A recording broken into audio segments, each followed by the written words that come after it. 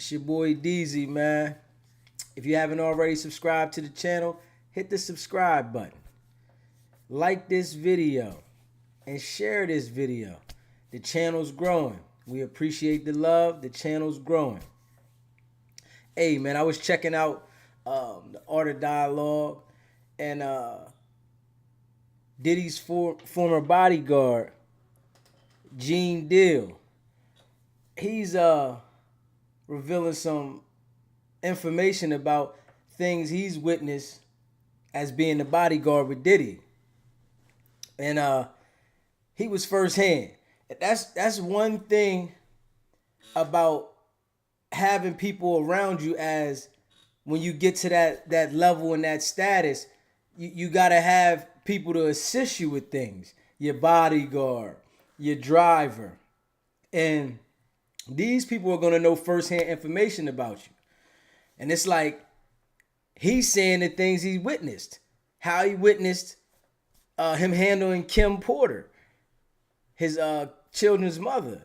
So he hasn't witnessed anything going on with Cassie, but he's witnessed with Kim Porter different situations, man. And I'm gonna let y'all check it out, so y'all can tell me what y'all think about it. And I'm gonna let y'all know what I think about it along the way.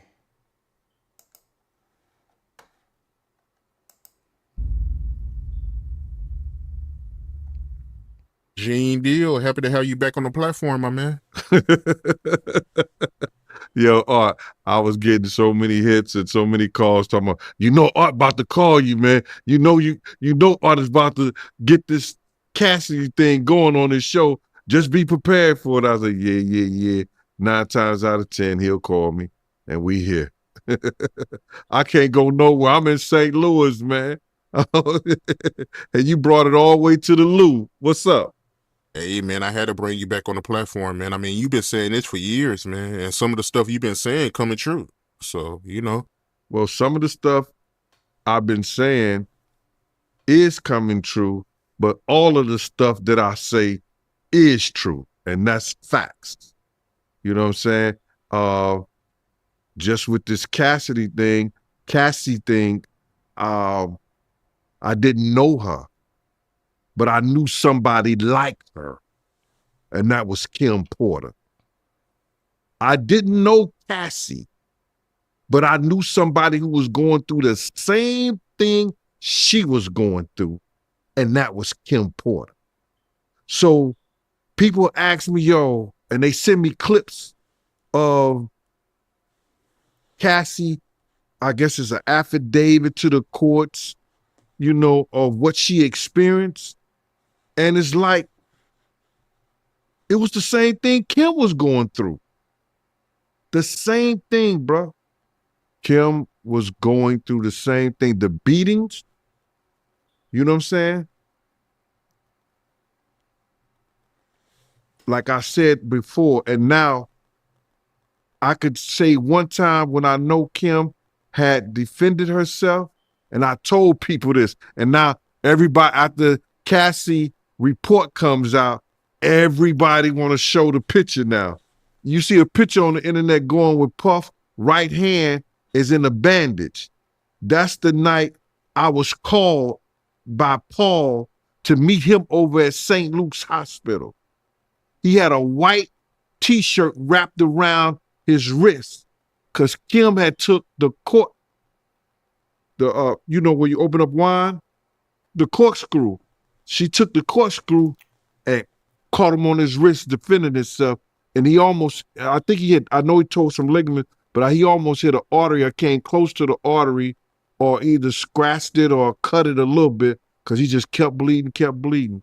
And from that point on, he was hooked. That's when I knew when they was talking about people getting addicted and hooked on pain medicines, that's what happened to him. And it was from his right wrist that he's reminded by Kim all the time now. So now, and he's stating that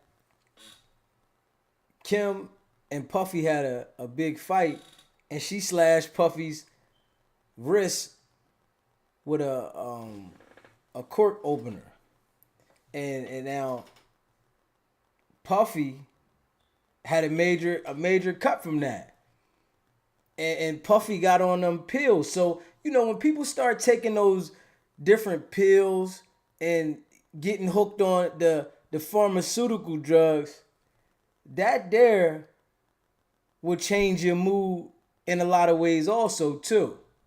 That there will make you be somebody else. And he got firsthand knowledge, man. He's sitting here letting you know that he has firsthand knowledge of Puffy treating his ex fucked up. And looking at this lawsuit, right? And like you said, she did accuse him of abuse in this lawsuit, but she also accused him of sex trafficking in this lawsuit. How you feel about that?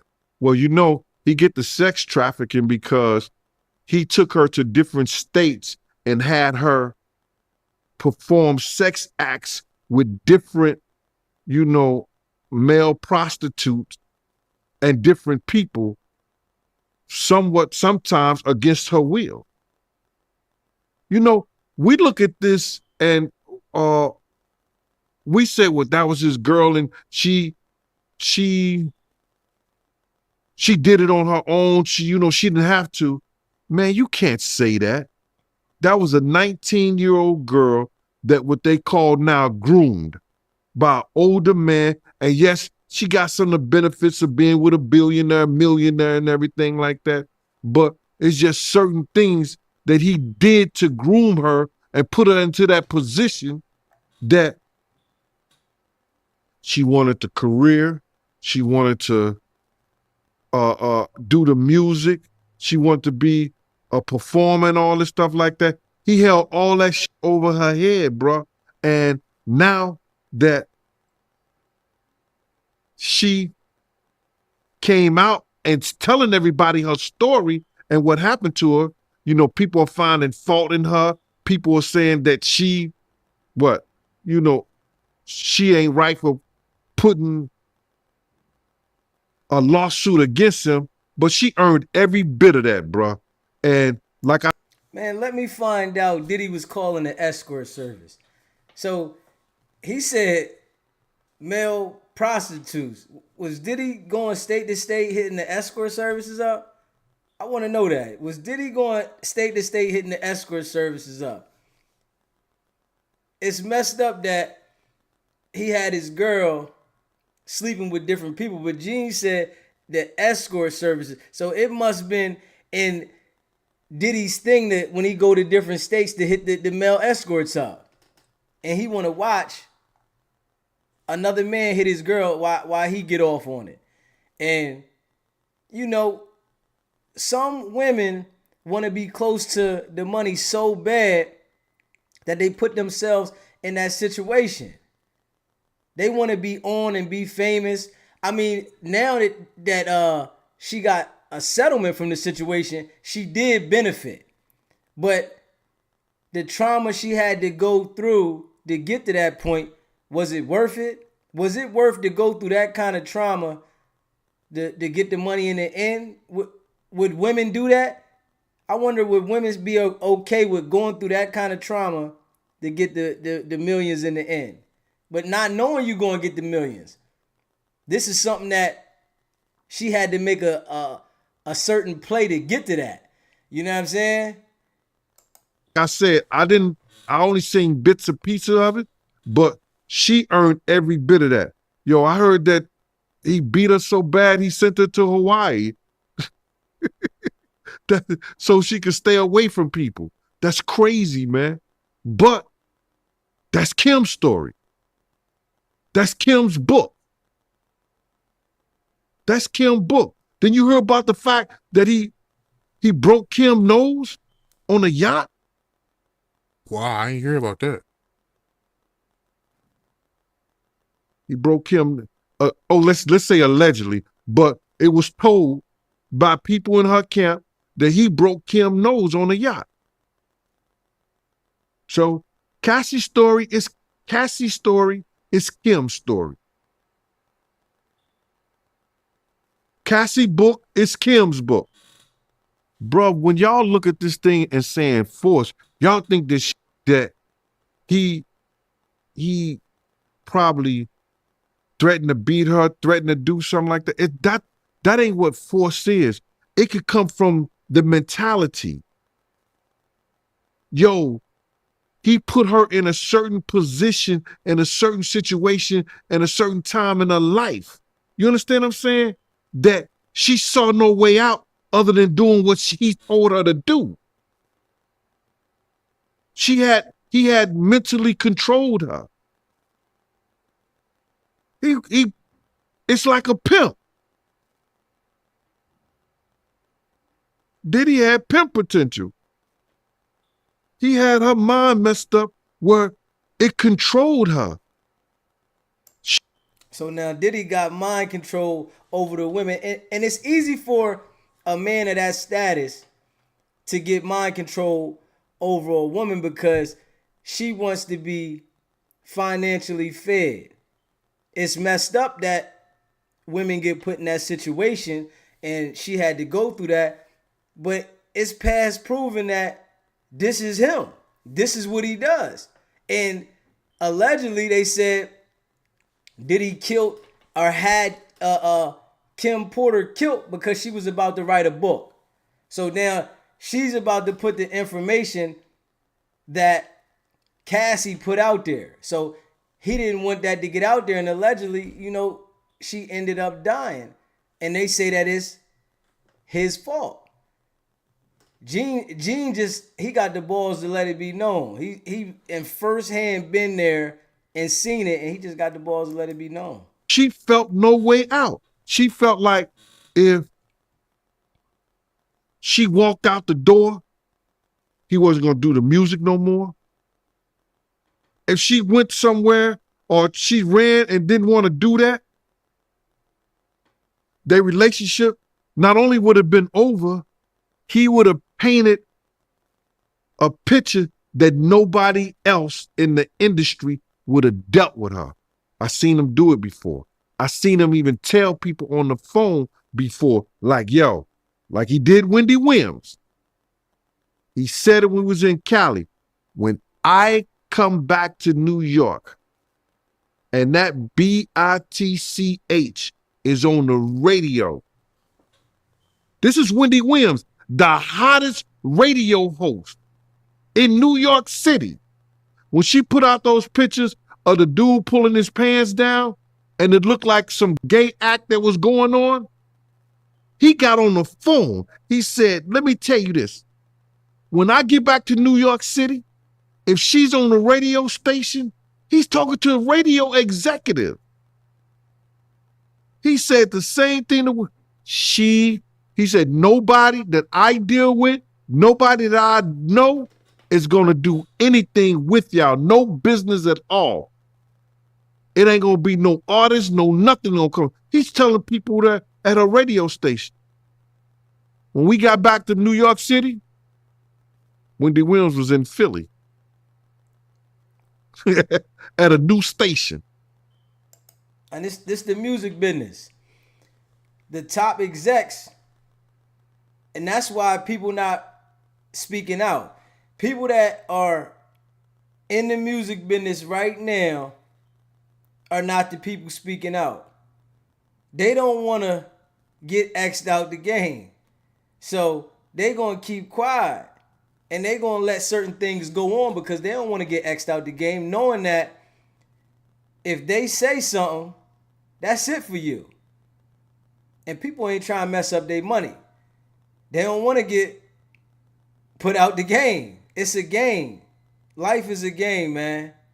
And if you ain't with the program in certain situations and you go against the grain, they gonna X you out, man. Wow. That's the power he had. That's the music industry, bro. That's the music industry. Now you're gonna have guys coming out against Cassie talking about she shouldn't have done that. She should hurry up and did that. Man, you can't say that about a victim. This is what kills me about these guys. These guys get these platforms and they want to talk about, guys like me in the background who saw everything, and I didn't see that because I wouldn't have played that. And people could say what they want to say. Yo, Diddy would have did this. Diddy would have did that. Nah, he wouldn't have done that. You know what I'm saying? Because I think I told you this before. When he cursed his mother, I said to him, man, if you curse your mother again, I'm going to beat the shit out you. He said, well, no, Gene, she always in my business. I said, if it wasn't for her, you wouldn't have no business. I'm saying that to say this to the women out there. If a man disrespect his mother, you just like an ice cube. You ain't got a chance in hell. Do you understand? That man disrespected his mother. What do we care about these chicks out here, these women out here like that? Now, I ain't gonna say that he couldn't change. Maybe he have. He's brother, a doctor, or something love now. But back then, way before Kim, beat the shit out of Misa because she thought she was dealing with Eric Sermon, the green-eyed dude. He's known for shit like that, bro. Gene know a lot of information, man. It's a pattern. And it caught up with him. Yeah. Hey, listen, man. Gene said he got a history of this. His girlfriend, before Kim Porter, he beat the shit out of her too. And now that this information is getting exposed to everybody, Diddy done piss somebody off.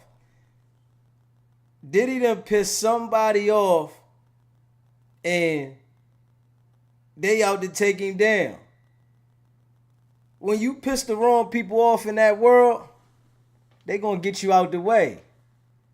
And it's gonna be more people coming forward. It's gonna be more information getting out there. People that's dealing with him firsthand. The people that's not gonna talk are the people that feel that they can be affected by it. The people that don't care about what comes behind it because he can't affect them, they gonna speak out. They gonna let it be known. That's like Jaguar. She speaks on it no problem. Because she knows that it's nothing they can do to her. It's nothing that they can do to her at all. Yeah, it's nothing that they can do to Jaguar at all. You know what I'm saying? Yeah, it's nothing they can do to her at all. So she gonna speak out on the situation. And she letting it be known, man. Yeah, Diddy done pissed somebody off, man. Yeah, and pissed somebody off, man. And it's like, it's out there now. When it get to this point, I don't think it's no coming back from it. I'm being honest with you. I don't think it's no coming back from it. He done put himself in a serious situation because everybody coming out on him now. He's a sex trafficker. And he's using music and entertainment to sex traffic. That's how he operates. He has people followed. He has people watched. He does all kinds of. He's a piece of shit. Too much money. I feel bad for the kids. In her bombshell interview, where she called out several members of the Hollywood elite for their shady and occultic practices, Jaguar Wright revealed that Diddy is a trafficker for Hollywood elites, which kind of seems a bit too heavy to be entirely accurate. However, in light of the lawsuit Cassie, Diddy's ex, filed against Diddy, accusing him of saying and trafficking her, among other god-awful things, it seems like Jaguar Wright may have been onto something the rest of us press were slow to catch on to. So, what did Jaguar Wright really say about Diddy? And what's the scoop on Cassie's allegations of Diddy in the lawsuit she filed? If you're curious about just how deep this whole Diddy BS runs, take a seat while we uncover all the dirty details. But their father is the f***ing devil. He the f***ing devil. In her interview with Real Life Production, Jaguar Wright accused Diddy of trafficking for Hollywood elites, hosting strange parties where only SX and money change hands, and killing off anyone who attempted to expose him. Now, on any day, these are serious allegations to make against another person. But for a person as rich and powerful as Diddy, making statements like that is like putting a target on your back. But Jaguar Wright either doesn't care or isn't afraid of Diddy, and a good reason for that is the things she says about him. They're very likely true. Diddy has a long history of abusing his power and status to make life a living hell for practically everyone around him. And Jaguar Wright made sure to spill all the tea in that bombshell interview. She made some disturbing allegations against Diddy, where she accused him of using his power as the owner of Bad Boy Entertainment to harass his staff and upcoming artists into performing intimate acts with him just to feed his ego. She talked about how once, a female lawyer working with Bad Boy Entertainment confided in her about walking in on Christopher Williams performing fellatio on Diddy in exchange for a demo deal. According to Jaguar, the female lawyer, whose identity she concealed to protect her, was a brilliant young woman on her way to an even more brilliant career. She was a wonderful woman, and she was a brilliant attorney, and she thought she was signing up for the ride of her life. You know, she was going to be head of legal at Bad Boy Entertainment and be a female. Like, that was a big deal. Until she accidentally walked in her boss's office and caught him getting head from a movie star, which he said was done for nothing more than an exercise of power. She was so traumatized by that experience that she had to leave the company. But what that lawyer experienced pales compared to what Cassie went through at Diddy's hands, evidenced by the court documents from the lawsuit she filed against him on November 16th. So Diddy got caught by a lawyer that was working for the company, allegedly, getting hid from Christopher Williams, the singer, my man that played on New Jack City. So, and Jaguar Wright been saying these things. She's been putting this information out there. And if anybody's noticed, they never sued Jaguar Wright. Diddy's never put a lawsuit against Jaguar. She says so much information about Diddy, and she's never been sued. So that say something there. Accused Diddy of harassing, assaulting, and controlling her for over 10 years. And that's putting it mildly. Yeah, I'm gonna keep it 100 with y'all. I was in a dark place for a few years, you know what I'm saying? And I have to give a special thank you. Shout out, thank you. All that love. I gotta give a special thank you to the people that was really like there for me. Bishop T.D. Jakes, my chief of staff, Christina Coram, KK, Lorianne Gibson, keeping me free. Yeah, and also Cassie for holding me down in the dark times. Love. In 2022, when Diddy received the Lifetime Achievement Award at the BET Awards, he made this heartfelt speech, giving shout-outs to everyone who was there for him over the years, including Cassie, whom he praised for holding him down. But hey, listen, since all this information is coming out, you can look into Diddy's eyes and see the sickness.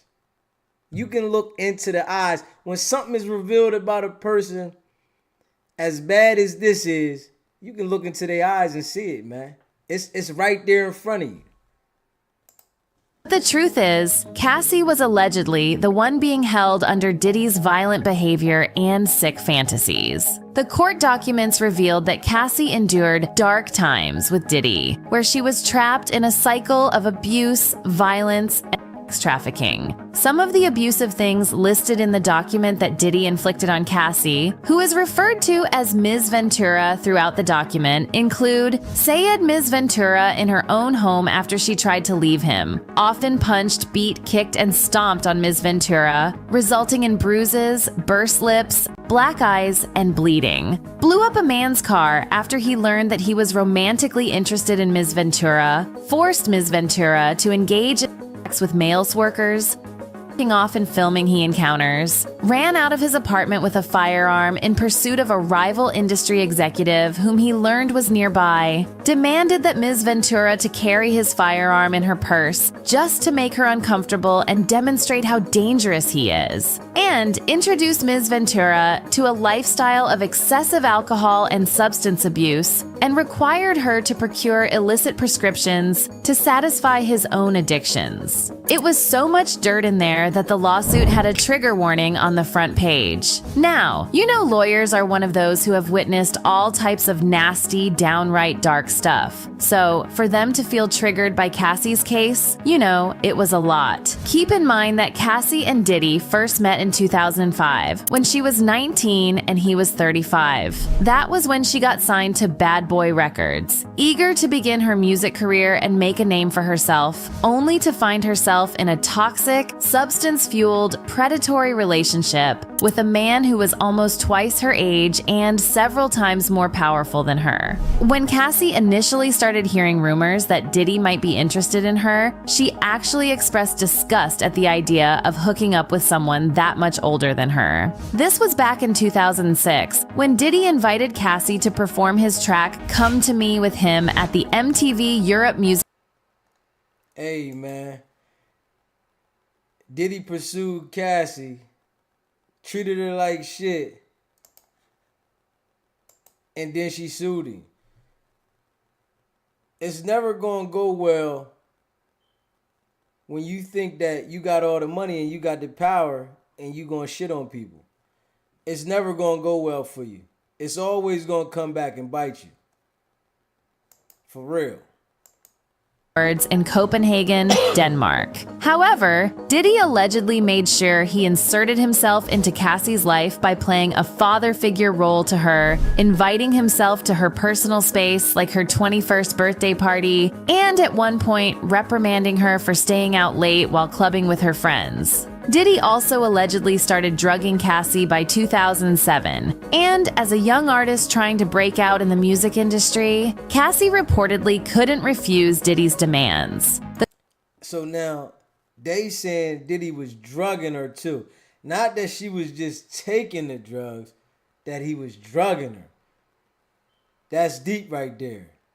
That's a deep one. The court documents also narrate how Diddy exerted influence over Cassie's career by offering her irresistible opportunities to make it big in the industry and asking for obedience and loyalty in return. Obedience and loyalty here, of course, means allowing Diddy complete control over her private and professional life and indulging every one of his whims and caprices. According to court documents, people around Cassie and Diddy often witnessed Diddy's violence towards her, but nobody could speak up because they were all too afraid of Diddy. He saw this white woman. It was bottles on bottles on bottles around her. It was lit. Puff jumped out. Me and Cassie sitting next to each other. My wife right here, Cassie right here. The nigga jumped off the bar, came over and said, yo, Cassie, tomorrow, I want you to shave the side of your head.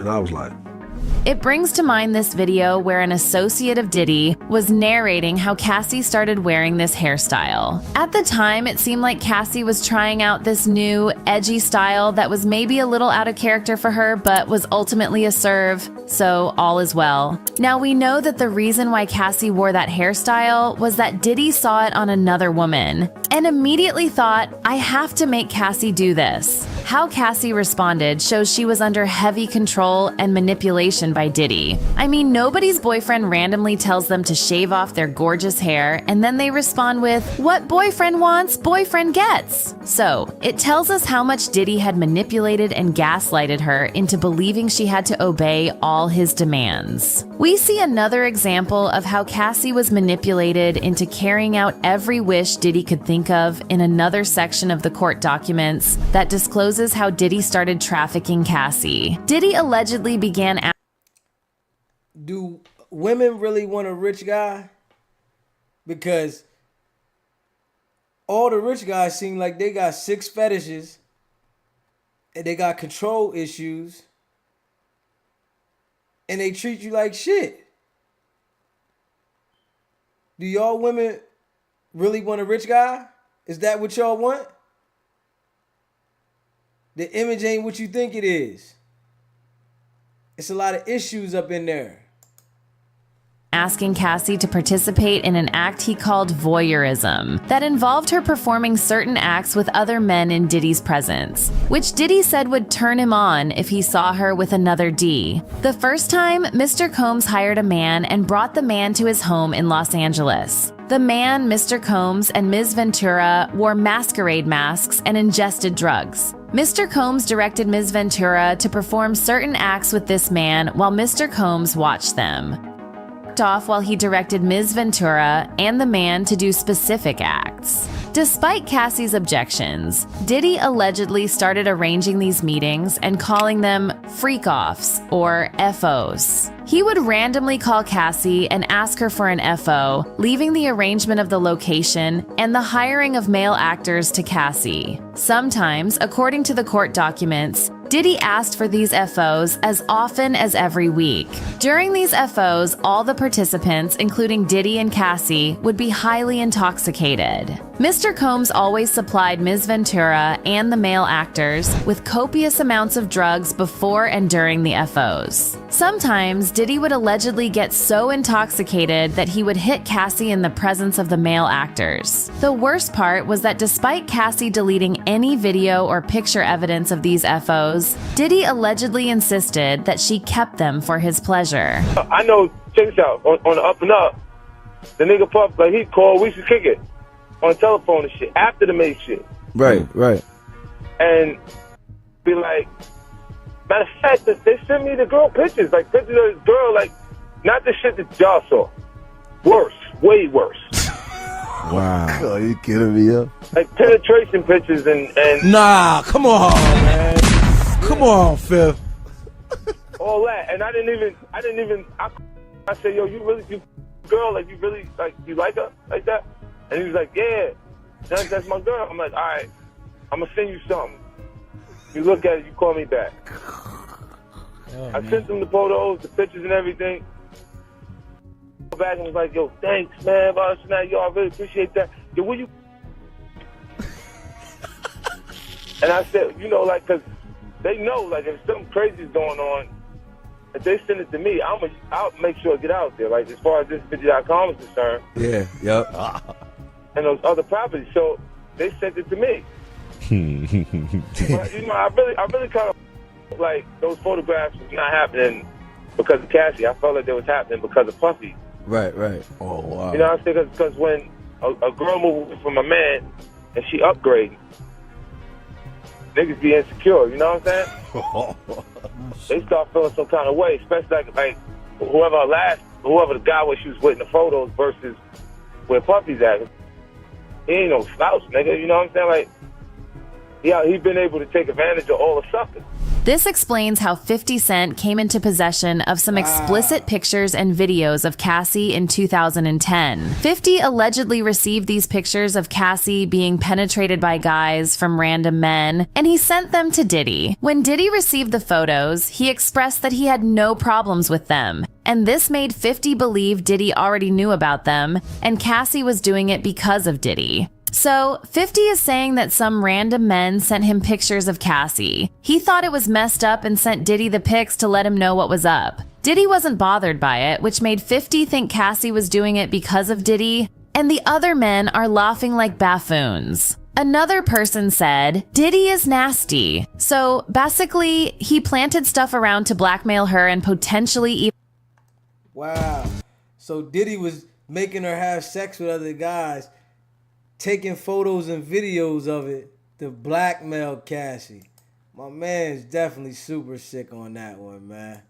Her to other men in the industry. He knew damn well he sent those photos. What does a young girl like Cassie look like sleeping with these dirty old men? He is disgusting. Now, 50 Cent has always had beef with Diddy because he sees Diddy as a nasty, power-grabbing narcissist. 50 has called Diddy out on his behavior several times for sacrificing others to get ahead in the music industry. Despite Diddy and Biggie being close associates, Diddy did not want Biggie outshining him, so he had to act fast and nip it in the bud. Still, Diddy continued to profit off Biggie's legacy for decades in the name of honoring his fallen mate. It reached a point when 50 had just had enough of Diddy's pretentiousness regarding Biggie. After yet another release of a track sampling Biggie's sound, 50 Cent called Diddy out, saying, "This is just getting disrespectful. This song doesn't really remind me of Biggie in any way, except for having the puffy background dancing and ad-libs intro that almost destroy a good song." While we can't verify if Diddy actually ordered the hit that took Biggie out, it does seem rather strange that someone as close to Diddy as his bodyguard would come out to say such horrible things about him if those things weren't true. So, Diddy doing all that after allegedly having a hand in Biggie's death is the height of manipulation.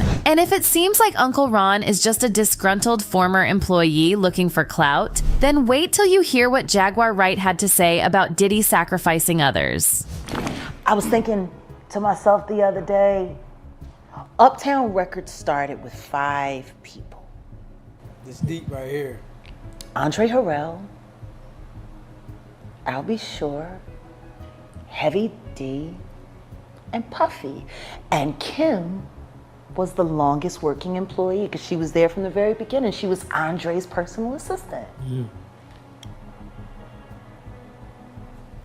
Kim is dead. Heavy D is dead. Andre Harrell is dead. The only 2 left are Puffy and Al almost died. Isn't that interesting? That is interesting. Very Heavy D was found dead, face down in the...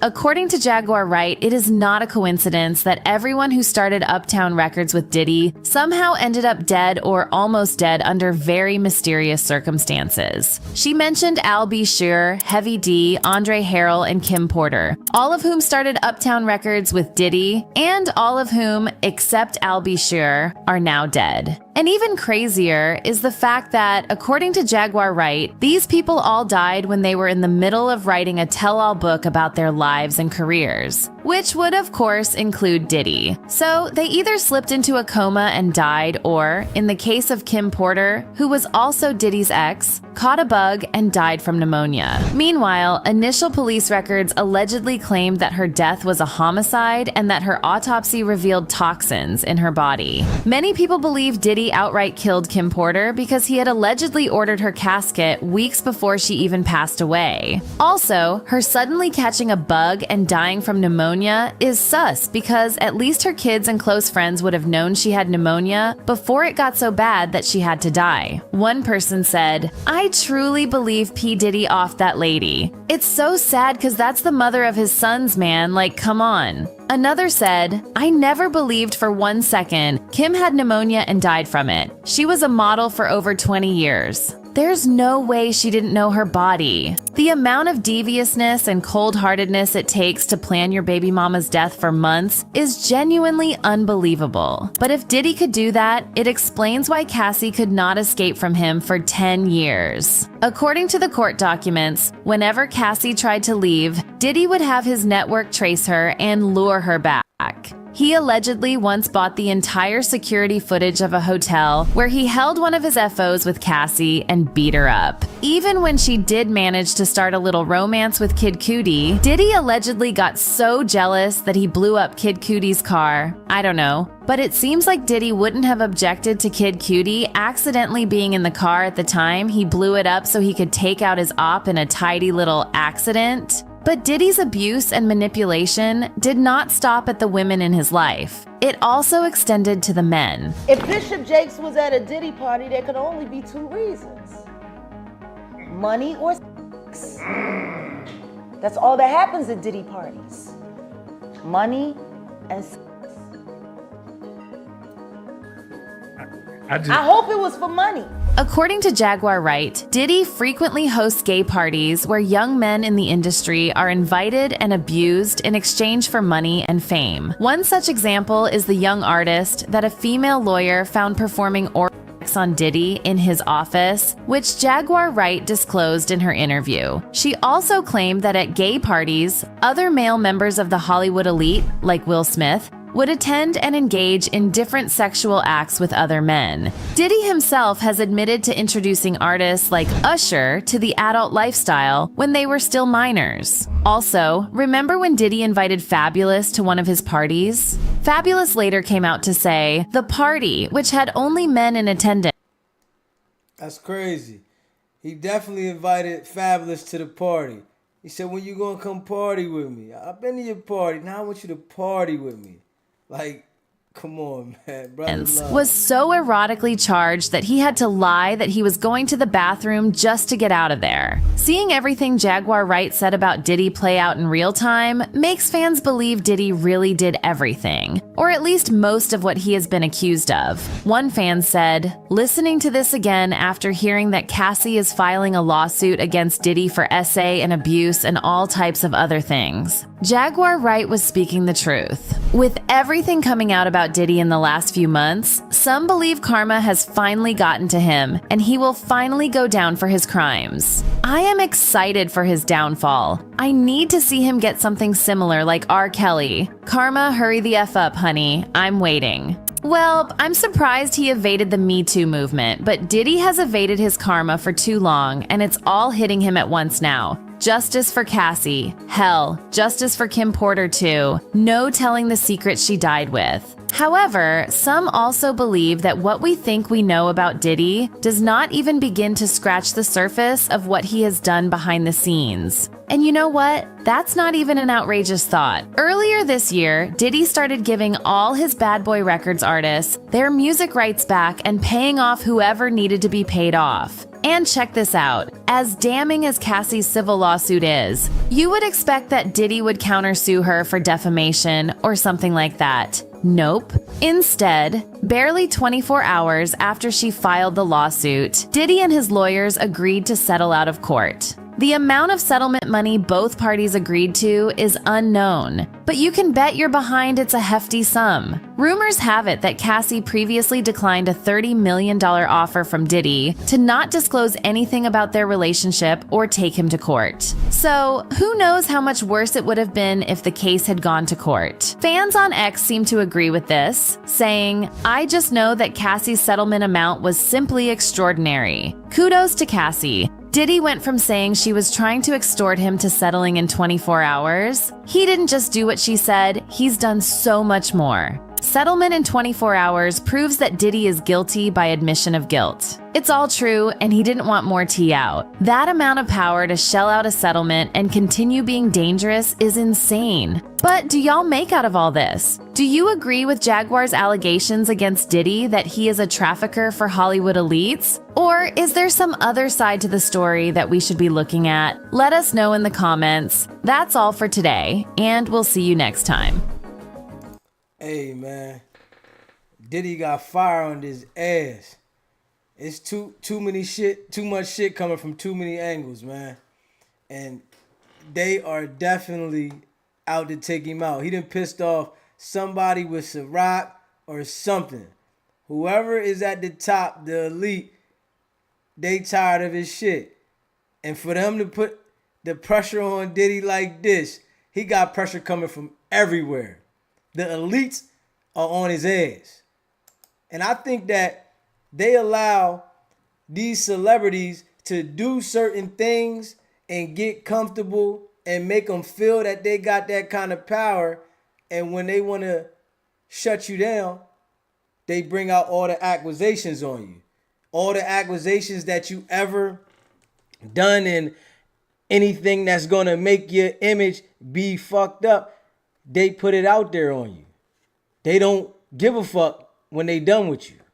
When it's over for you, it's over for you. And now, this is where they at with Diddy. And he gave everybody back the publishing and all that shit. And then right after that, it just gets worse. Keefe D's talking about him. Everything is getting worse for him. He's not really enjoying himself. And he posted a picture of something on there, how he's saying he enjoying himself. And it don't look like he enjoying himself. Trust me. You know what I'm saying? It don't look like he enjoying himself, man. Cause they got straight pressure on Diddy. They got pressure on Diddy for real. Straight pressure on him. I would say that. And I see everybody's coming out at once. Oh man. Diddy going down, man. Ain't no way Diddy gonna be able to survive. Not this one. You know what I'm saying? Ain't no way, man. It done got real. Real.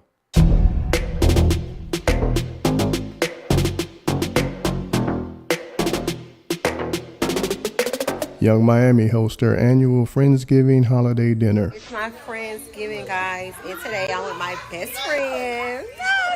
Young Miami, Ray, she gonna have to disconnect from Diddy, because I know he doing all the sick shit to her too. I'm thankful for my He's doing all the sick shit to her.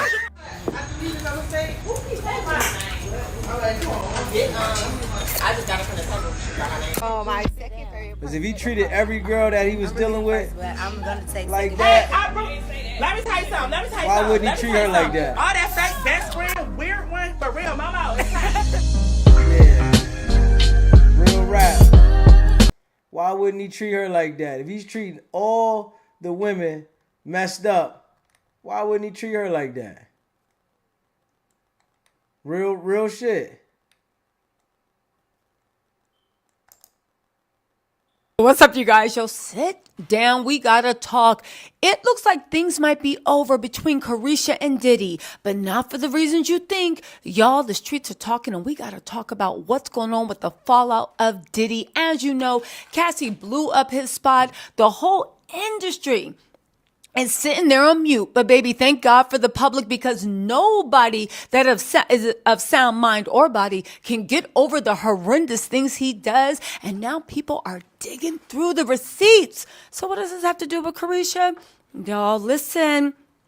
They are saying that Diddy has hired one of the best PR agencies. We are talking Olivia Pope level, because baby, he is a hustler and he is not going to let this slow him down, and he is trying to get away from it. To which I say, Diddy, good luck. You ain't never living this down, right? But the thing is, this agency is giving him a lot of advice. On top of that, people are saying that Diddy is depressed, to which I say we love to see it. Of course Diddy's depressed. When you got the whole world coming at you on this level here and putting all your dirty secrets out there, you gonna be depressed. Real depressed. Ain't enough money in the world gonna be able to hide that depression. Everywhere you go, you getting phone calls all day, and all the people that sponsor him is letting him know that if this don't get cleared up, we're going to have to cut ties, because he's messing their money up. If he's the face of certain things and they're looking at him as being some type of crazy sex freak that's abusing women, they're going to be ready to cut ties with him, man. Straight up. But once again, the reason he's depressed, y'all, the monster scene, again, this is all alleged. But if everything Cassie says is true and what the streets are saying is true, y'all, the monster's depressed because he can't monster anymore. I know, that's what I said when I heard it. But y'all gotta listen to this one. All right, and then we're going to talk about how this affects Carisha. And it's not Carisha dumping Diddy. If that's what you think, it is not Carisha dumping Diddy. Okay, here we go, right? First of all, you gotta think about what Diddy is facing. Yeah, Diddy's facing some serious allegations. It's more people coming out. Shit getting heavy In for Diddy. PR and do this, right? All right. Cassie played that whole file. They called it a 4 or 5 page letter, right? And we're not disrespecting anything. If anything, now that Cassie has been compensated to her liking, it's fine. I know we're all praying for Cassie, but let me tell y'all something. Cassie was in that negotiation room. Cassie had Diddy by the short and hairies. Cassie got exactly what she wanted out of the situation. Again, I know she has to heal. I know she has trauma. But baby, there's people that Diddy preyed on that are literally still having to go work at Walmart. You know what I'm saying? So congratulations to her. But they said Cassie played that 4-page letter just right. She said more than enough because she knew with the settlement, because she knew that after the settlement, she couldn't say anymore, but she said enough to probably let Diddy know, baby, I got my finger on the trigger and I ain't scared to shoot. You know what I'm saying? So where's Diddy at right now and what does that have to do with Young Miami? Just let me walk you through this because it makes sense. At this point, anyone that Diddy is with now basically will have to be a paid prostitute. Because the whole world has their eyes wide open. Before all this stuff was going on, and again, I will say I made a video about it. There is a 2009 Lipstick Alley post that basically took Diddy down and corroborated everything that Cassie was saying and gave detail. And this, how long ago was 2009? I don't even know, 20, 30 years ago? Y'all know math isn't my strong point. Not at all. So everybody's got their eyes wide open. Everybody is looking at him. Somebody asks, how do you go from ruling the world to not being able to have a freak off anymore? If you don't know what a freak off is, I did a live with a 35-page reading. Go ahead and check out the live or read it yourself, right? The articles online don't do it justice. You got to read that bad boy. But also, right? Yeah, the freak offs were basically, he was having some eyes wide shut. There was every illicit substance. You had to have white fingernails, wear a mask. It was crazy. And it had to be filmed. And some people, 50 blew up a spot saying, baby, it might have been live stream, right? Anyway, let's get back to what I was saying. So here's the thing. They're saying this. How do you go from ruling the world to not being able to have a freak off anymore? They think that Puffy has to be depressed. Not because people know, but because he can't move like he wants to anymore. His superpower has been stripped away. Y'all don't say civil suits don't work. Cassie did everything she needed to do, right? Think about it. Cassie saw none of her 20s and has spent her 30s relearning how to be a part of society sober. Again, you can say that her husband saved her. Allegedly, Diddy might have had her deleted in a hotel room and announcing to the world that she had a substance abuse problem that she hid from everyone. Let's be real. Let's be real. You guys, listen. Again. What does this have to do with Young Miami? Well, think about it. His superpower's been stripped away. He needs to build back up 100%. Diddy is a hustler. He's an entrepreneur. You know he's mad about losing that money. He's mad about losing that clout. He's mad that Naomi Campbell's deleted pictures of his 54th birthday off of her stream. Janet Jackson is like, what? Everybody is turning their back. Chirac, all this stuff. Oddly enough, I guess a lot of high-powered people knew this was coming down the line because remember when Warner Brothers sent Diddy a cease and desist for him to say he couldn't dress up as Joker again for Halloween? I ain't never seen that happen. I remember it happened. I'm like, that is so weird that actual Warner Brothers, the company, would tell you you are not allowed to associate yourself with the Joker anymore. Oddly enough, wasn't he sick and didn't he just like torture Harley Quinn and all that other stuff and make her go crazy? Maybe more people knew this was coming down the line than we thought. Hey, for real. When they told him that he couldn't dress up like the Joker and he got on there talking shit about it, Right after that, all this extra shit came out, and they put the pressure on him, and now he feeling it. All right. So back to what I was saying. He's been stripped of his superpower. He has eyes on him. Okay? What does he need to do right now? He needs to clean up his image. He needs a wholesome image. He needs to do big damage control. This is what all this Olivia Pope PR people are saying is telling him. All right? He needs to dig deep into the Family Man mess, but now there's all this stuff going on about Kim Porter. So he can't really dig into the Family Man mess. By the way, I will be going live later on today because I think I got something about that. Join me if you want to have a chat session, right? So he's already facing that mess from Kim Porter. So even his kids being around him, it's not necessarily a good look because now instead of being like, oh, he's a family man. Look at him taking his girls to school. Everybody's going to be checking to see if his kids got white nail polish on. Everybody's looking at him as a monster. If he goes and tries to do that daddy stuff with Carisha's kids, everybody's looking at him like there's something wrong with that mofo. Don't be having him around your children. And that creates more. But think about Diddy and Carisha's brand. What is their brand? Wild, young, at least Carisha is, and free. Her Carisha Please is a whole show that glorifies everything freaky. This woman is on tape being like she like golden sprinkle me, right? And I'm not saying, listen, do you, this is no shade to Carisha, but this is about being real and the way that the PR people are basically saying she gotta go. She gotta go. What's done in the dark has come to light. She gotta go. It's not good for your image because this is the image. Oh, remember how Cassie said he plied me with copious amounts of alcohol? It's all in that report. But what is Carisha and Diddy's brand together? They getting lit off of De Leon, right? Millie rocking into the night. It's party. They started something called F It Fridays. F It Fridays. Cassie said those freak offs happen once a week. Did they happen on Friday? Is that the magic number? I'm being serious. Again, I'm not implying that Carisha is involved in anything. Anything at all. Of course. You already know. You already know, man. Diddy definitely had a lot of craziness going on, man. Save up to 35% on tickets to the all. Man.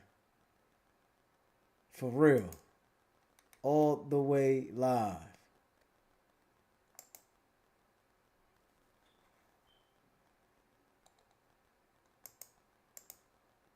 Yeah, he lied a lot going on. Okay, let me go back to my man Joe Budden. Apparently, which I think Joe must have leaked this, right? So remember Joe was like, yo, he ain't really say much on the Diddy thing. Apparently they had edited out a part that was on Diddy and somehow it got leaked, which how could it get leaked unless Joe leaked it or somebody in the team leaked it, right? So this is what Joe really had said about Diddy. Let's see if you guys agree. It's all coming out now. Big rat? Yeah. Oh. Ice, baby. Oh, sugar. Oh. All right, stop. Collaborate and listen. Ice is back with a brand new edition. Something grabs a hold of me tightly. It's like a thunderstorm daily and nightly. Will it ever stop? Yo, I don't know. Turn off the lights. Come on, Ice. That was your inspiration. That was your inspiration. I thought that's what you were named after. Yeah, me too. Oh, named after being a crystal meth dealer. Oh, shit. Okay. It's a joke. Who did he hang off of the balcony? Come on, let's get to the explosive news. Making its way all around the town. Cassie and Puff. Yeah. I read every page of the lawsuit. It's pretty fucking horrific. 35 pages. Ice, you read it? I read the entire thing. Okay. I believe I was glued to everything she said. Wow. Shocker. It does sound believable. It does sound believable. It's too detailed. That's why. Like this isn't there was no disrespect to anybody, but sometimes you hear these accusations that'll say, there was a party in 2008 and this incident happened. This is a timeline of shit that just would not stop. This is just too descriptive, too accurate. And then even the Cuddy car situation, they reach out to Cuddy, who confirmed it. It's like, okay, now you got people confirming shit. Like, nah, he did this shit. So it leads me to believe, the same way we say, oh, I don't know, something seems fishy here, we want to wait. Cuddy's still trying to fuck. Shit don't seem fishy here. So because shit don't seem fishy, I'm rolling. That nigga said, And I think he did all that shit that she accused him of. that nigga said Kid Cudi still trying to fuck Cassie. That's why he admitted it. Oh Lord, it's very touchy. Fam, I respect the ledge you stand on, and I support you. I have insurance on my car. Yeah. Okay, wow. You got bomb insurance? Nah, it's insurance. I got remote start. Hit the button. Oh, okay. A car bomb got to be placed, right? Yeah. I picture a nigga just throwing it. He ain't landed on hood, nigga. Nah, somebody got to get up under there. Okay, so there's 35 pages in the lawsuit, but you guys said there was some bullet points. There was. What were the Why don't you tell us, the man? most egregious? Yeah, word. Yeah, that looks No, like. no. We're sharing in this situation. man. We are reporting Women. the news. Don't hop in and A say, woman has come out. Yeah, let's go. Okay, we'll get to that part, but let's just, There was an allegation of rape Okay. post breakup. Mm-hmm. There was allegations of what sounded like maybe not so consensual group sex activity with male prostitutes. Mm-hmm. There was allegations of physical abuse. Mm-hmm. Sex trafficking. She was very young at the time when they started dating, so there's some allegations, or at least Weirdness. hints towards some other shit. Yeah. None of it reads well. No. None of it reads well. And it got worse as you just kept reading. As the paragraphs got longer. To Ice's point, it got more descriptive detailed. and more detail. And that is what was like, And the other thing that stood out to me was where they said he offered her some 8-figure settlement, and she didn't take it. Yeah. So now I do the math. I look at the lawsuit. The lawsuit is 8 figures is 30 million. It's 30 million. Mm-hmm. Minimum 8 figures is 8 10. figures is 10. 10 minimum. Minimum. We don't know what the offer was. For you to say No. And No. I'm going to go forward with this. this tells me this is about more than money. Yeah. Which then says, okay, this shit happened. Diddy settled. If Diddy settled, you know he did something wrong. Ain't nobody settling for no 8 figures if they ain't done nothing wrong. But the people that's over top of him that got the endorsements, they letting him know that if you don't clear this up soon, we gonna have to part ways with you. But I don't think it's gonna get cleared up. I just think that it's gonna get worse. Trying to fix Puff Grits. I would have went and found 30 million. I would have called everybody I know. So let me ask you. Looking for 30. You don't know that. You don't know that. You don't know that. That's an assumption. Okay, all right, We do fine. not know that he has 30 million liquid just lying around, disposable income here. That could finish somebody. And if there's one person that might know a number outside of your ballpark, it's Cassie. Yeah. Someone that was that close to you for that The long. fact that it's Cassie, right? Normally in these instances. Also, chat, to put this in perspective, though, real though, if lawsuits arise from those situations. You know, the whole offering of the pub back came with the stipulation of an NDA. Now, she didn't take it. No.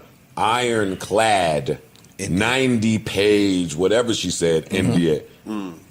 That's what Aubrey O'Day said. Yeah. So now, you know, if you want to look at it through that lens, which a lot of you people have to assume that Puff knew something was coming down the pipeline. Actually, they said she's been trying to get 30 million for 6 months.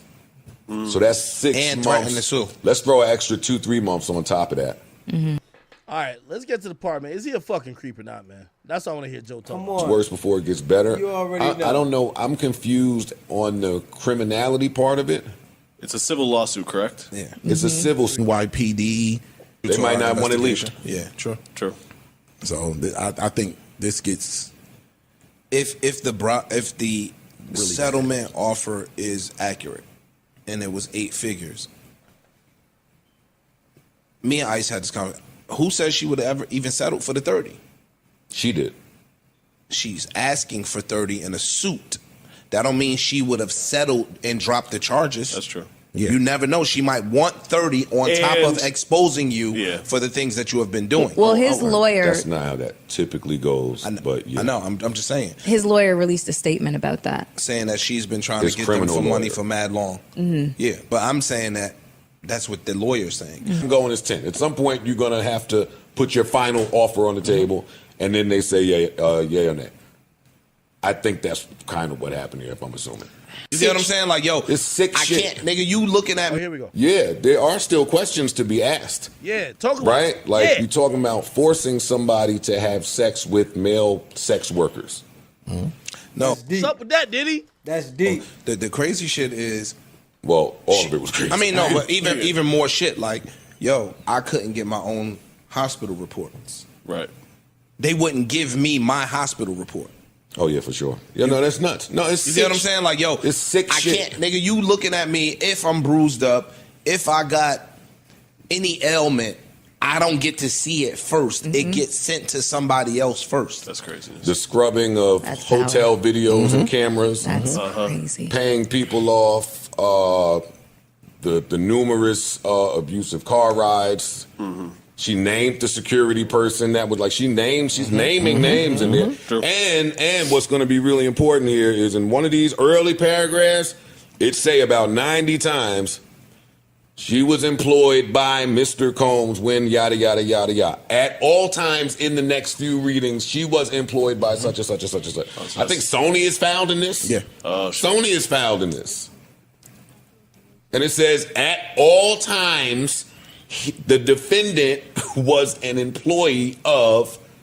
So It's Epic. Epic. That's something. So that's Sean another layer. Combs. They know what they doing. Sean Combs. They know what they doing. Bad Boy Entertainment, Bad Boy Records, Epic Records, Comb Enterprises LLC, and Doe Corporations 1 through 10, which means we can put names in there later. That's the whole kit and caboodle. Yep. That is the whole kit and caboodle. I'm going to go out on a limb and say that she's got a cachet of evidence that's going to support a lot of what she says. Like, if she couldn't get a hold of those medical reports, then she started to do some documentation of herself. No, or I like photographic documentation of her injuries or I at the found out times. how to get my shit legally. Right. Because they can't keep taking your shit. Like, it's laws in place for them taking your hospital shit. So maybe back then I wasn't well aware of how to do so, but over the next 6 or 7 years I figured out. So now when I start showing these pictures, I don't care if a donkey kicked me. If I show some pictures on the internet and I'm bruised up, that's your ass, Mr. Postman. Well, in the filing, she speaks to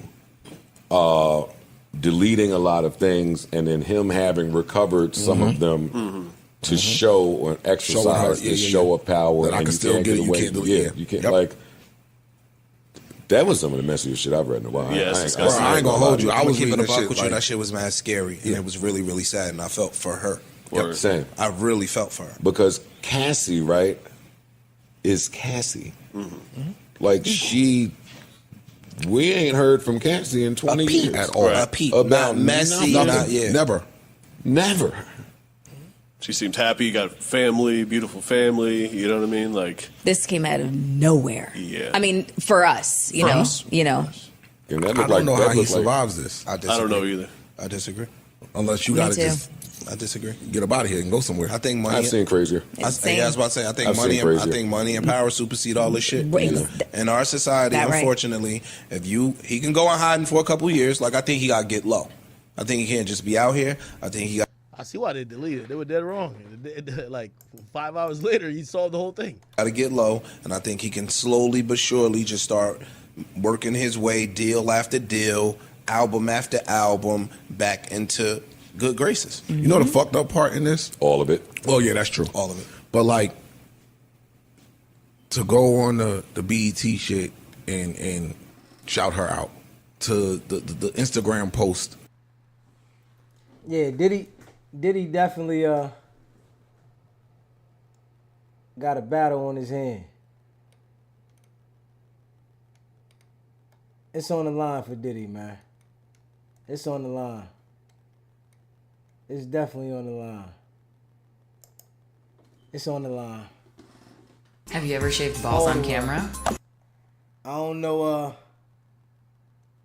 how he feeling, but I know he's sick. because it's on the line. For sure. What's alleged in the complaint, I'll include clips from an interview I had with my friend Dimitri, a lawyer based in New York where the complaint was filed. Both Cassie and Diddy live in California, most likely both in LA. Diddy founded Bad Boy Records, which is located in New York. Who decides jurisdiction for a case like this? Well, generally speaking, when it comes to these kinds of cases, it's where the action arose, right? This is a weird kind of case because it's a case that spans a long time and it spans different types of conduct. So the plaintiff chooses the forum, right? So she kind of had her pick of the litter. I know her lawyer, the law firm that she hired, litigates a lot in New York. In these kinds of cases that allege a pattern over long distances and periods of time, you can basically choose. This next paragraph will give you an idea on what's being alleged. Throughout their relationship, Mr. Combs was prone to uncontrollable rage and frequently beat Miss Ventura savagely. These beatings were witnessed by Mr. Combs' staff and employees of Bad Boy Entertainment and Mr. Combs-related businesses, but no one dared to speak up against their frightening and ferocious boss. Considering the allegations being made, why is this a civil complaint and not a criminal complaint? A civil lawsuit you're in control of as the plaintiff, right? A criminal case, you're not. We don't know if she went to police. We don't know if she went to police and then withdrew her complaint. We don't know if she went to police and they deemed her evidence insufficient. We don't know if the evidence, or rather the investigation is ongoing, right? These are all internal police department determinations that we won't know probably ever and certainly not yet. Diddy and Cassie dated for numerous years, and some of these pictures don't look so great now that we've heard about what might have been taking place behind closed doors. In 2006, Diddy became romantically interested in Cassie, his new artist, and invited her to join him on stage at the 2006 MTV Music Awards in Copenhagen. Although Mr. Combs knew that Miss Ventura was in a relationship at the time, and even though he was publicly in a relationship with Kim Porter, Mr. Combs nevertheless pursued Miss Ventura. As you'll be finding out in a minute, it's alleged that Diddy doesn't allow anything to get in his way of getting what he wants. At an after party in a hotel suite following Miss Ventura's 21st birthday party, Mr. Combs pulled Miss Ventura into a bathroom and forcibly kissed her. Miss Ventura did not consent to this unwanted contact. She immediately ran out of the bathroom in the hotel suite and cried. She told her best friend at the time about what had happened, but was too scared to tell anyone else. There are a lot of participants. Man, these artists with that money, they forcing themselves on the women, man. They said my baby Jamie Foxx, allegedly, they on his ass. Said he was forcing himself on something. And they on his ass, man. Participants mentioned in the complaint, how would you go about bringing these people in as witnesses? Well, number one, you'll have to determine if you'll have to bring them in as parties before you bring them in as witnesses, right? We are in the initial stages of this case. We don't know what will happen as the weeks and months here progress and what information comes out, what evidence comes out. So you got to start off that. Now, assuming they're parties, you have to amend the complaint, bring them in, serve them, kind of start the process over as it relates to them. And if they're not parties to the case, then you have to issue subpoenas and have them come in for non-party depositions and things of that nature. And that can complicate a case, make it expensive, and make it burdensome. Depending on how many witnesses we're talking about here, that could be a big hurdle to ending this case quickly. On one particular night around September 2007, Mr. Combs insisted on taking Miss Ventura out. Miss Ventura acquiesced, fearing that rejecting Mr. Combs' request would have repercussions for her album deal with Mr. Combs and his company Bad Boy Records. She had signed a 10-album deal a year prior. Her life clearly changed for the better, but she was now being romantically pursued by her super powerful boss, which I imagine Diddy had him signing 10-album deals, knowing damn well they not going to do 10 albums. This how he been doing all the artists. Have them sign these extreme deals to keep them in the chokehold and to control them. Makes all women feel comfortable. When he picked her up for their date, he was inebriated and offered her a pill, later learning that pill was ecstasy. This story would have been a lot better if the magic pill was like the movie Limitless, but sadly the story gets a lot darker. He proceeded to get into an altercation with the security staff who would not permit Mr. Combs to enter, presumably because he was belligerent. Miss Ventura decided to go home. Since some of you may not understand the dynamics here, Diddy is one of the most powerful and influential people in the entertainment industry. He helped develop Notorious B.I.G. into the mega superstar he became. He built Bad Boy Records into one of the more respected hip-hop labels, and he was the founder and featured star of the hit show Making the Band. Through his investments in brand, he's built a billion-dollar net worth. Between his status, connections, and wealth, he could be very intimidating for someone looking to fight against him in any way. On a trip to Miami, Cassie alleges she was given copious amounts of drugs. She alleges that she continued ingesting these drugs out of fear that not adhering to Diddy's advances would hurt her career chances. They eventually had sex during the trip. Reading extensive lawsuits such as this one requires me to be focused and productive with my time. In the past couple of weeks, I've added Magic Mind to my morning routine in order to boost my productivity. The healthy shots include L-theanine, which is considered nature's time-release caffeine. I figured I'd give it a try and test how I felt. I love taking the shots in the morning right after I wake up, especially on days where I need to be super productive like this one so I can finish this video. I wanted to run A/B tests on days I took Magic Mind. Hey, man. I don't know no artist that say Diddy is a good motherfucking boss. I don't know. Everybody that talks about Diddy, they always talked about him in a fucked up way, man. They always said he fucked them over. All of them. Real rap. All the artists said Diddy fucked them over, man. Nobody is saying Diddy helped them. MagicMind.com/S. Real shit. In effect, a complex domestic violence case, right? And domestic violence cases are very, very, very tough. That's why most prosecutors' offices have bureaus in place that specialize in prosecuting DV cases, right? Because in a DV case, by its very nature, you have a relationship that at some point presumably was a consensual, intimate relationship that at some point thereafter turned into a non-intimate, non-consensual relationship, right? So it's very hard to draw those lines and to figure out how to gather evidence there. That's why DV cases are so hard to prosecute. In a case like this in specific, where you have a pattern of conduct alleged over a significant period of time, you're not going to have a smoking gun, right? Because there's so many aspects of this case. It'll probably come down to a credibility contest. And again, we have to wait until the evidence comes out. We don't know anything about this case. We only know the allegations, right? And allegations are important, but they're certainly far from dispositive. So we'll have to see what the evidence shows, and that'll dictate how they're going to litigate this case. It's alleged that he introduced her to opiates in 2008 and would often have pills and other drugs out in the open like candy. She claims he's addicted to painkillers as well. If any of you know hip-hop history, you know this man right here. One of the most intimidating men in the hip-hop industry was Suge Knight. He was the co-founder of Death Row Records and had a public feud with Diddy. Don't want to have to worry about the executive producer trying to be all in the video. For example, on one occasion, Suge was the motherfucking boogeyman. Anybody know Suge? Suge was the fucking boogeyman, man.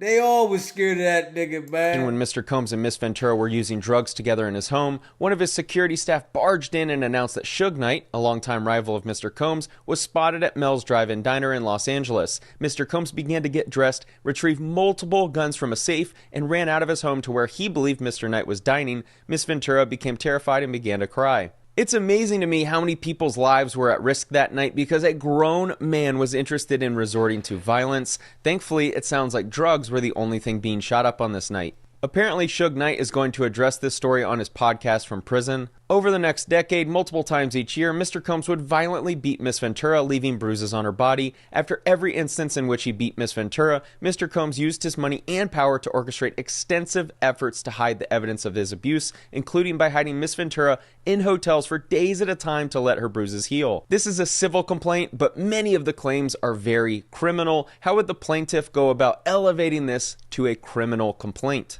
The plaintiff wouldn't, right? The plaintiff can only make a complaint. That's it. And cooperate with law enforcement, obviously. And then law enforcement will make that determination, prosecutors, so on and so forth. Prosecutors have to keep in mind several things, and so do cops. Number one, this case will be very strongly defended. He will hire good lawyers. He's been in this before. He's been tried in the late 90s on serious charges. He has the same lawyer now that he had then. It's a very good lawyer. They will cross their T's and dot their I's because they're going to be challenged in this case. Number two, the standard is beyond a reasonable doubt, very high. So if they're going to initiate this prosecution, they better hope that they're going to be convicting him beyond a reasonable doubt. It's not preponderance of the evidence, right, which is more likely than not in a civil case. So those two considerations come into play. In the car leaving the club, Mr. Combs beat Miss Ventura, pushing her into a corner of the vehicle and stomping on her face. Mr. Combs' security staff, Roger Bonds, tried to stop the beating but was unable to de-escalate the situation. When the car arrived at Mr. Combs' residence, Miss Ventura attempted to run away, but Mr. Combs followed her and proceeded to again kick her in the face. Miss Ventura was bleeding profusely. Since someone like Diddy has extreme power over some of these witnesses, in some cases their employment, how can Cassie ensure that there isn't any witness intimidation? There are NDAs, I presume, with some people, but that's a matter of contract law. You can't really contract around witness testimony. So that's one way. If they find out about anything, then that could lead to things like witness tampering and other things, and that could lead to bigger problems for him. And of course, if he acts against them, they can sue him for retaliation and other kind of discrimination-esque causes of action. So those three ways generally are how they're protected. In the following paragraph, she alleges the abuse was consistent and she felt powerless by the man who essentially controlled her career. While in New York City, Mr. Combs told Miss Ventura that he wanted to engage in a fantasy of his called voyeurism. Mr. Combs said that it would turn him on if he saw Miss Ventura with another dick. I think it's appropriate for me to point out that complaints before discovery are just one side of the story and could be completely fabricated. If any of the following is true, then Diddy has a lot more to worry about than just Cassie. The first time Mr. Combs hired a man and brought the man to his home in Los Angeles, the man, Mr. Combs, and Miss Ventura wore masquerade masks and ingested drugs. Mr. Combs directed Miss Ventura to perform sexual acts with this man while Mr. Combs watched them. He masturbated while he directed Miss Ventura and the man to do specific sexual acts. It's really unfortunate that Stanley Kubrick left us so young. He could have made a fascinating movie centering around wealthy men getting off to masked women in mansions. Mr. Combs began to call the arrangement a freak-off, or FO. He would repeatedly tell Miss Ventura at random moments that he wanted an FO, and Miss Ventura was eventually expected to facilitate the location and the hiring of male sex workers.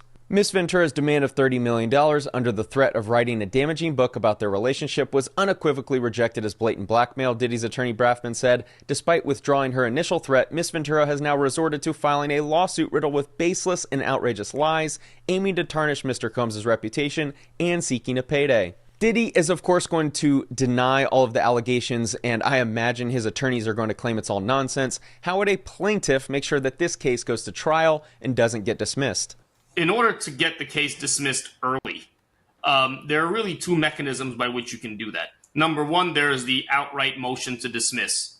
That's not going to work in this kind of case. Too many facts. The second one is what's called a motion for summary judgment. That doesn't win unless there's no triable issue of fact, as the statement goes. So in order for a summary judgment motion to win, there has to be an agreement on the facts, which happens virtually never. It's like a mini trial. And then the plaintiff never has to settle. They can always push the case to trial, right, and risk losing. That's basically the three stages at which they can get rid of the case.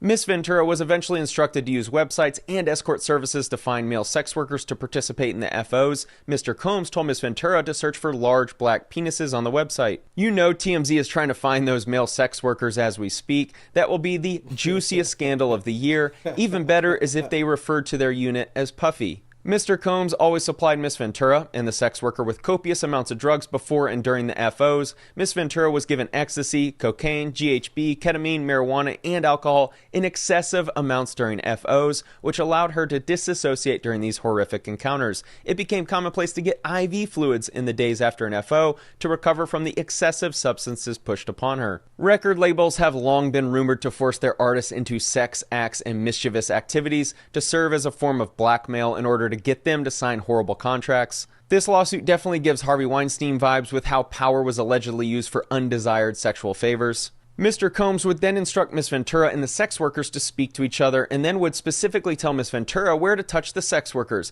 Mr. Combs would say things like, "Grab that big black dick," and ask her how does it feel as he directed her to perform for him. A lot of these details don't seem necessary to the alleged claims. Knowing this complaint would get serious press attention, it was really smart of the plaintiff's attorneys to include all of these details that would embarrass Diddy. During the FOs, in addition to directing Miss Ventura and masturbating, Mr. Combs would use his phone, laptop, and tablet to film Miss Ventura having sex with the hired sex worker. He treated the forced encounter as a personal art project, adjusting the candles he used for lighting to frame the videos he took. This paragraph has given new meaning to the songs playing back-to-back on his newly released album titled Tough Love and Stay Long. Is there any ever concern in the lawyer community that a judge could be influenced by someone's celebrity status?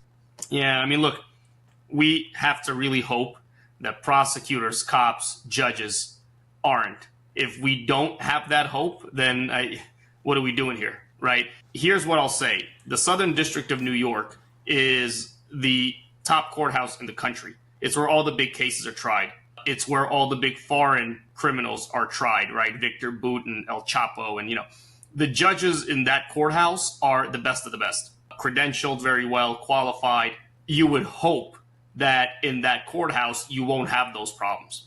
In 2011, during a rough patch in Mr. Combs and Miss Ventura's relationship, Miss Ventura had a brief relationship with musician Kid Cudi. The easiest way to escape a toxic relationship is to visit a man on the moon. I'm disappointed they never made any music together. This was peak Kid Cudi era. Feeling like she could not escape Mr. Combs and his network of enforcers, Miss Ventura returned to Mr. Combs. He hit her several times and then kicked her in the back as she tried to run out the door. I feel like one called a Suge Knight would have solved this problem, but at the risk of causing a war, it was probably best she didn't. In February 2012, during Paris Fashion Week, Mr. Combs told Miss Ventura that he was going to blow up Kid Cudi's car and that he wanted to ensure that Kid Cudi was home with his friends when it happened. Around that time, Kid Cudi's car exploded in his driveway. In the New York Times article discussing this case, through a spokeswoman, Kid Cudi confirmed Miss Ventura's account that he had a car that exploded. This is all true, he said. The lawsuit further alleges that there was an incident where she said no to sexual advances and he didn't listen. That's probably the worst of this, as that's very clearly a criminal charge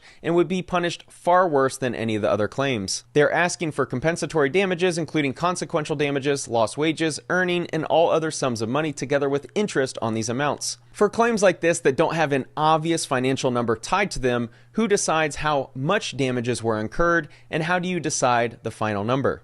Well, so generally speaking, these cases settle, right? That's how that question is resolved. Now, to the extent that they don't settle, both parties will, in good faith, consistent with the case law, they'll have to see what previous cases of this nature brought about, will make arguments to a jury. And if he is found liable, the jury will render a verdict as to damages. And then on appeal, judges, if that verdict is overly high, will adjust it to some degree. They're also seeking punitive damages, attorney's fees, and damages from severe emotional distress in addition to prejudgment interest. They're demanding interest paid on the damages the plaintiff incurred. What exactly does interest mean in this context, and how much is it? So generally speaking, if you win on liability, right, you get interest from the date of the liability verdict. The way that often works is on a motion for summary judgment, right, you'll win on liability and then damages will be outstanding. And so the interest will collect and then the number will be determined later on. So the interest is a pure legal liability determination. A couple hours after Dimitri and I finished filming, news broke that the two settled the lawsuit. Before anyone says exactly why they settled, remember that it will all be just speculation. Cassie's lawyer, Douglas Wigder, shot back that Combs offered Miss Ventura 8 figures to silence her and prevent the filing of this lawsuit. She rejected his efforts and decided to give a voice to all women who suffer in silence. Lawsuits are incredibly complicated, and cases like this are even more complicated. Remember, lawsuits are not about right or wrong, it's about what you can prove and what you can argue according to the letter of the law. Make sure to check out Dimitri's page if you want to see more videos about law and legal matters. Diddy is a billionaire or close to it. Cassie obviously knew that a quick payday wouldn't actually hurt Diddy. My guess is she wanted to file this lawsuit to hit him where it hurts. Is everything in the lawsuit true? We'll never know, but we do know that it got everyone talking. And the only way to actually get someone as wealthy as Diddy to feel pain from his actions is to damage his reputation publicly. Money alone won't do it. Reminder to check out Magic Mind, link in the description below. Cassie was able to have her story be heard by millions of people and received a big payday, proving that this case, for her, wasn't just all about the Benjamins. Thanks for watching. Man, Diddy's addiction cost him. He was addicted to being a sick freak. Straight addicted to being a sick freak. Straight addicted to being a sick freak, man. Are you ready? Straight sick free. Addicted. Yeah, Diddy was addicted to being But I'm talking about y'all. Listen. Cat Williams may tell you a joke, but he will never tell you a what? You feel me? We're gonna get into the Diddy situation, y'all, but I just want to give y'all a little background on what be happening at these Hollyweird parties. Then we get to the party, you know, this is the beginning of all this stuff. So we get up there, they tell me, oh yeah, you can't bring your phone in. I'm like, first of all, who ain't bringing their phone in? I'm bringing my phone in. I don't give who you is. It could be Kim Kardashian and I'm bringing my phone. And then you gotta sign some papers. What am I signing to get into a party? Like what? Like I'm from Atlanta, we don't shit like that. And then this is where it really threw me off. They said they had to prick your blood to get in. I said, oh no, I'm good. Everyone else went, I called my Uber and left. Like that's the shit where I think they be trying to get you. And like it's like you gotta think about it. People move to She said they had to prick your blood to get in the party. Damn. That's deep. LA for a dream. They chasing money, fame, clout, whatever. So they gotta think about it. Somebody like a young girl that's trying to get on and just moved out there. She gon', oh hell yeah, better throw it in there. You don't know who else in there. Like connections. Me. You can see why Cassie ended up in the same situation that she's just exposed Diddy about. We are going to get into the Diddy situation. I want to talk about what's really going on behind the scenes. That is conspiracy, the music and yeah, that's deep. Cassie was 19 and Diddy was 37. Shortly after, Cassie was signed to Bad Boy. And at the time, Cassie was actually in a relationship with someone else and Diddy was in a relationship with Kim Porter. But then on Cassie's 21st birthday, Diddy allegedly pulled her into the bathroom. We gonna get on to Kim Porter. And forcibly kissed her. Cassie cried and that was their very first physical. Yeah, we heard that. Cassie watched one of the FOs that she thought she deleted while they... young Justin Bieber meeting 40... Yeah, we heard that. Yeah. Why are you calling another man daddy? And my birthday with my family, and he didn't want to spend his birthday with another man. Like, no, that's not his cup of tea. Just pay attention to how he's like singing it to him. It's like it's sad. It feels weird. Happy birthday to you. Happy birthday, dear friend. Happy birthday to you. This is a special birthday for both of us. Hey yo, this is one of the zestiest videos of P. Diddy that I have ever watched, and trust me, he's got a lot of them. If you did not catch that, that's Diddy singing to his man boy French Montana while they are both shirtless. And what's crazy is that this is not the first instance of these two showing us couple type behaviors, as if these two are a couple. They have been seen spooning each other whilst there are girls literally next to them, and this is not the first time that P. Diddy has been involved with the men in these types of situations. Let's talk about all the young boys he has invited. Yeah, he snapped with that. Like he's always inviting these young men to the house, you know, and certain signs and certain situations and pictures don't look like he, you know, anybody who's spoken out or who's about to plan on speaking out about this, something always happens to them. AKA, you know what Justin Bieber had came out and he said he has some type of syndrome that was going on within him. Wait a minute, do y'all see this picture? Look at this. I already saw that one.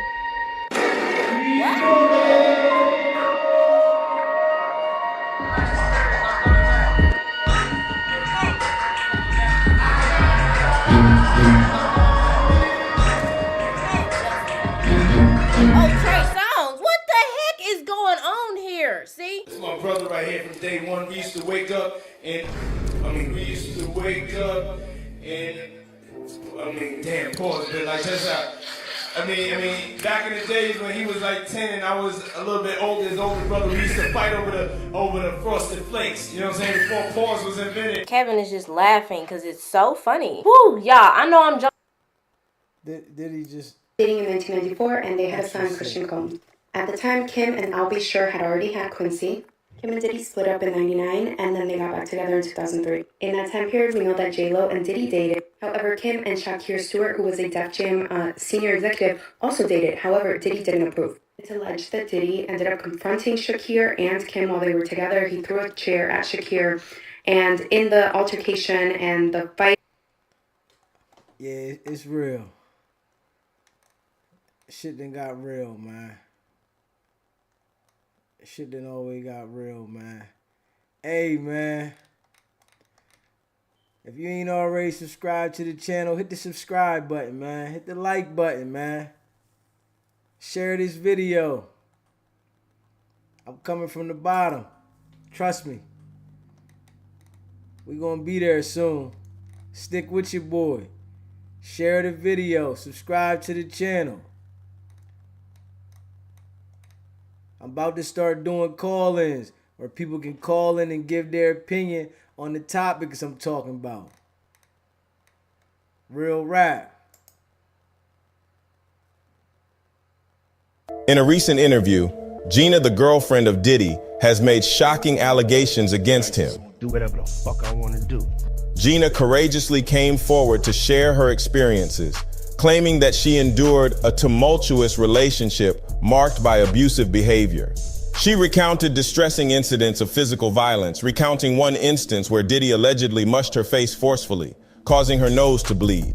Gina further disclosed that amidst such moments, in an even more troubling revelation, Gina asserted that she was coerced by Diddy into undergoing 2 abortions, with him reportedly providing her with $50,000 on each occasion. These grave allegations emerged in the wake of Cassie's announcement of her pregnancy with her new partner. As of now, Diddy has yet to address these accusations publicly, leaving a cloud of uncertainty and prompting discussions on the responsibilities of public figures in addressing such serious matters. In a recent interview, Hey, man. The cat's out the bag about Diddy, man. Diddy's definitely looking like a super creep. Super creep. Definitely. Hey, man. Happy Thanksgiving to all. Hit the subscribe button, like button, share this video. It's not about the setback. It's about the get back. Nah.